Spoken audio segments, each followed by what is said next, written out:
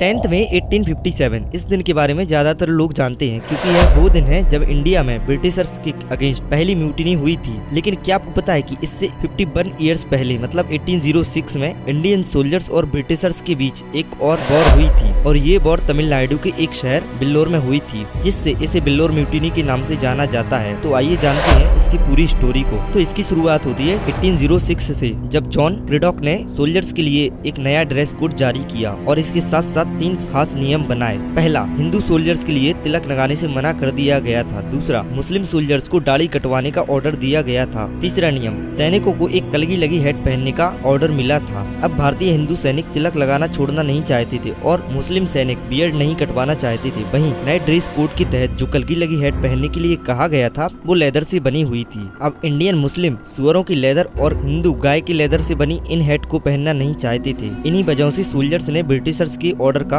विरोध किया, लेकिन ब्रिटिशर्स ने विरोध करने वाले सोल्जर्स पर कोड़े बरसाए और उन्हें सेना से निकाल दिया। इसके बाद 6 मई की शाम को सैनिकों की परेड कराई गई और तभी कुछ सोल्जर्स ने ऑफिसर्स के ऑर्डर को मानने से मना कर दिया। कमांडर इन चीफ ने इन सभी को अरेस्ट कर मद्रास में ट्रायल चलाने का ऑर्डर दिया, जिसमें 10 मुस्लिम और 11 हिंदुओं के अगेंस्ट ट्रायल चलाया गया और ऑफिसर्स से माफी नहीं मांगने वाले 2 सोल्जर्स शेख अब्दुल रहमान और अनंतरामन को 900 कोड़े मारने की सजा सुनाई गई। साथ ही इन दोनों को जॉब से भी निकाल दिया गया। वहीं माफी मांगने वाले 19 सोल्जर्स को 500 कोड़े मारने के बाद माफ कर दिया गया। ऐसा करके ब्रिटिशर्स ने राहत की सांस ली। उन्हें लगा कि उन्होंने बड़ा खतरा टाल दिया है, लेकिन ये उनका भ्रम था, क्योंकि करीब 2 महीने बाद 9 जुलाई को बिल्लोर फोर्ट के अंदर टीपू सुल्तान की बेटी की शादी हो रही थी। तभी नशे में एक सोल्जर ने ब्रिटिशर्स के अगेंस्ट म्यूटिनी के पूरे प्लान की इंफॉर्मेशन पब्लिक कर दी। अब ब्रिटिशर्स तक ये बात पहुंचती और वो कुछ कर पाते, इससे पहले ही इंडियन सोल्जर्स ने वॉर करने का फैसला लिया। शादी के खत्म होते ही इंडियन सोल्जर्स ने फायर शुरू कर दिया और यहाँ इंडियन सोल्जर्स के गुस्से के सबसे पहले शिकार बने कर्नल फैनकोट। फोर्ट में उनके रेसिडेंस के बाहर